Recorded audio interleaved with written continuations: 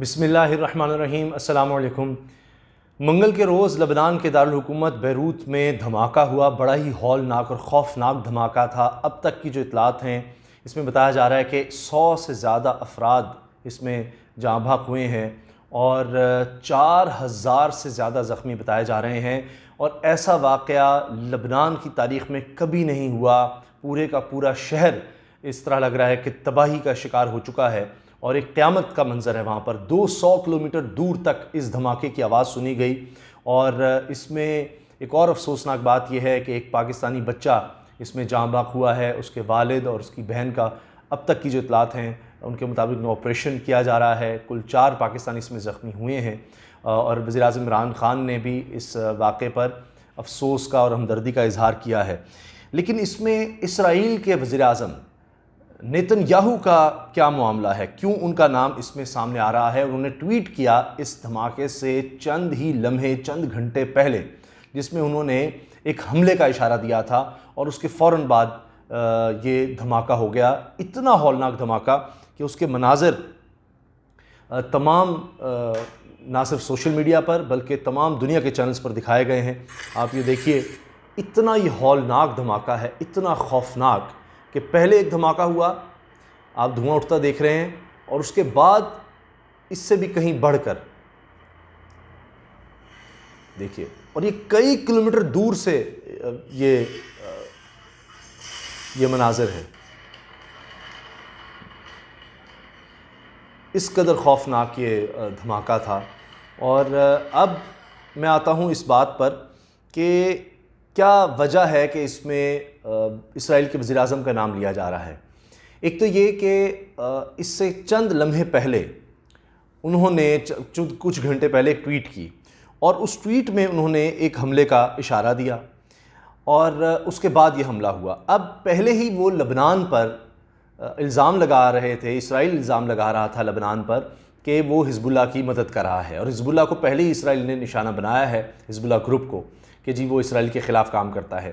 اس سے پہلے شام میں بھی اسرائیل نے حملہ کیا، اس پر بھی میں آتا ہوں۔ اور لبنان سے کئی جنگیں ہو چکی ہیں اسرائیل کی، اور اسرائیل کی طرف سے کئی ریڈز کی گئی ہیں لبنان پر، خاص طور پہ 1975 سے لے کے 1990 کا جو عرصہ ہے، یہاں پر خانہ جنگی بھی رہی، تو اس میں بھی بڑی تباہی لبنان نے دیکھی۔ لیکن ایک واقعہ ایسا، یہ بہت بڑی تباہی ہے، اور پورے شہر کے ہاسپٹل جو ہیں وہ کم پڑ رہے ہیں۔ ابھی بھی خدشہ ظاہر کیا جا رہا ہے، وہاں کے جتنے بھی عہدیدار ہیں وہ کہہ رہے ہیں کہ کئی لوگ ملبے تلے دبے ہو سکتے ہیں، اتنا بڑا یہ نقصان ہوا ہے۔ اب یہ میں ترجمہ پڑھ دیتا ہوں، اور یہ میرے پاس ٹویٹ کی کاپی بھی ہے، پرنٹ بھی موجود ہے میرے پاس، جو اسرائیل کے وزیر اعظم نے کیا ہے، لیکن اب وہ اس سے پھر رہے ہیں، وہ کہتے ہیں اس چیز کا اس سے کوئی تعلق نہیں۔ اب یہ میں آپ کو پڑھ کر سنا دیتا ہوں کہ پہلے جو اوپر ہے اس پر آتے ہیں، کہ اوپر جو لکھا ہے وہ آپ دیکھ سکتے ہیں کہ there are dates, goals and excellent people here including commanders and reservists in a major impressive and good effort۔ پھر آگے اصل چیز آگے آ رہی ہے کہ پرائم منسٹر نیتن یاہو، یہ ان کا آفیشیل ہینڈل ہے، یہ اب نیچے جو آپ دیکھ رہے ہیں یہاں، We hit a cell and now we hit the dispatchers. We will do what is necessary in order to defend ourselves. I suggest to all of them, including Hezbollah, to consider this۔ اب یہ بات جب انہوں نے کہی ہے تو وہ کہہ رہے ہیں کہ ہم اٹیک کریں گے۔ اب اس ٹویٹ کا ترجمہ میں آپ کے سامنے رکھتا ہوں۔ ہم نے ایک سیل کو ہدف بنایا تھا، اور اب ہم نے اس سیل کے بنانے والوں کو نشانہ بنایا ہے۔ ہم اپنے تحفظ کے لیے تمام ممکنہ اقدامات کریں گے۔ میں حزب اللہ سمیت سب کو مشورہ دینا چاہتا ہوں کہ اس پر غور کریں، ان الفاظ کو بیکار مت سمجھیں۔ ان الفاظ کے پیچھے اسرائیلی ریاست اور اسرائیلی دفاعی فورسز کا پورا وزن موجود ہے، انہیں پوری طرح سنجیدگی سے لیں۔ اب یہ واضح طور پر دھمکی تھی، اور اس سے پہلے ہی میں نے جس طرح عرض کیا کہ یہ اسرائیل کی طرف سے الزام لگایا کہ لبنان حزب اللہ کی مدد کر رہا ہے، اور اس حوالے سے اس کو دیکھا جا رہا ہے۔ بلکہ ایک صارف نے تو یہ بھی کہہ دیا ٹویٹر پہ کہ جی how about the innocent lives of all Lebanese people prime minister, کہ جب یہ انہوں نے دیکھ لیا، انہوں نے کہا آپ نے یہ تو کہہ دیا، یہ دھمکی دے دی، لیکن جو معصوم لوگ مار دیے ہیں آپ نے، ان کا کیا؟ تو یہ لوگ سوال کر رہے ہیں، اور اس کے بعد اسرائیل کہہ رہا ہے کہ جی ہمارا اس سے کوئی لینا دینا نہیں.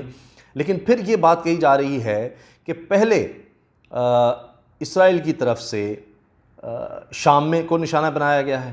اچھا، اس سے ایک دن پہلے ہی گزشتہ یعنی جب منگل کو یہ واقعہ ہوا ہے اس سے ایک روز پہلے غزہ سے ایک راکٹ کے حملے کے بعد فضائی حملہ کیا گیا تھا اسرائیل کی طرف سے. پھر گزشتہ روز اسرائیل کی جانب سے گولان کی پہاڑیوں پر، گولان کے جو پہاڑی علاقے ہیں وہاں پر شامی فورس کے خلاف بھی فضائی حملے کیے گئے تھے.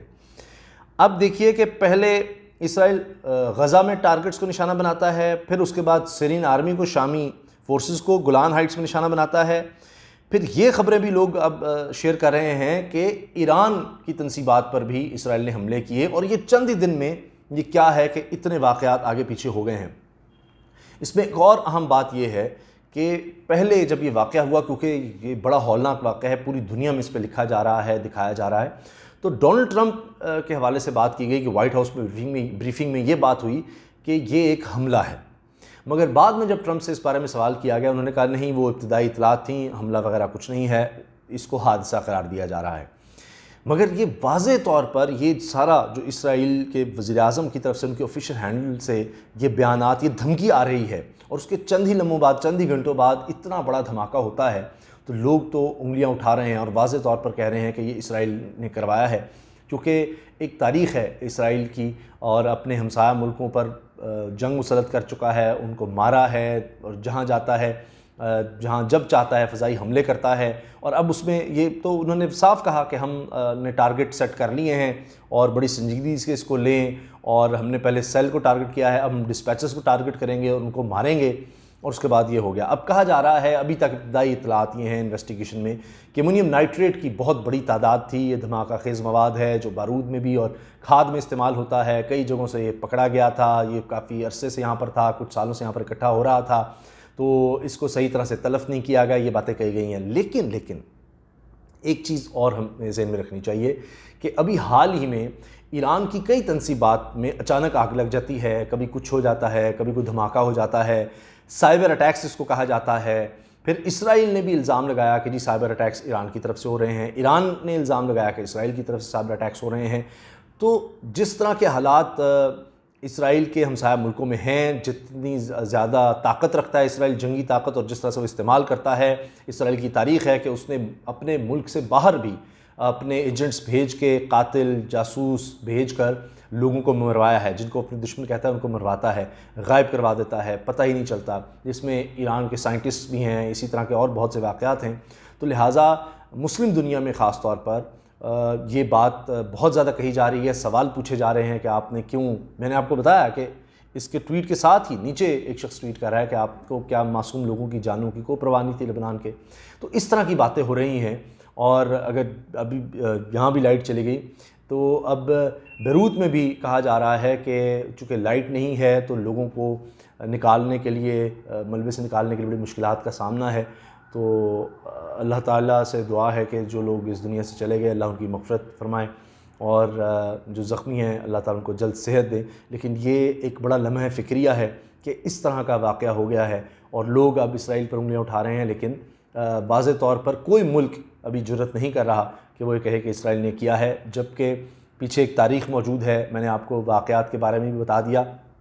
ایک جو پاکستان میں ایک ٹویٹ بہت زیادہ جس کو ری ٹویٹ کیا جا رہا ہے، وہ ایک خاتون کی بھی ٹویٹ ہے، اور انہوں نے یہ کہا ہے، وہ اپنے آپ کو سیرین گرل کہتی ہیں، ان کا اکاؤنٹ ہینڈل جو ہے وہ یہ ہے، اور وہ اپنے ٹویٹر ہینڈل سے کہہ رہی ہیں کہ اسرائیل نے کل غزہ اور شام میں بمباری کی، جبکہ 3 ہفتے پہلے ایران کو بھی نشانہ بنایا تھا، مگر مجھے یقین ہے کہ بیروت میں ہوئے دھماکے اتفاقیاں ہیں.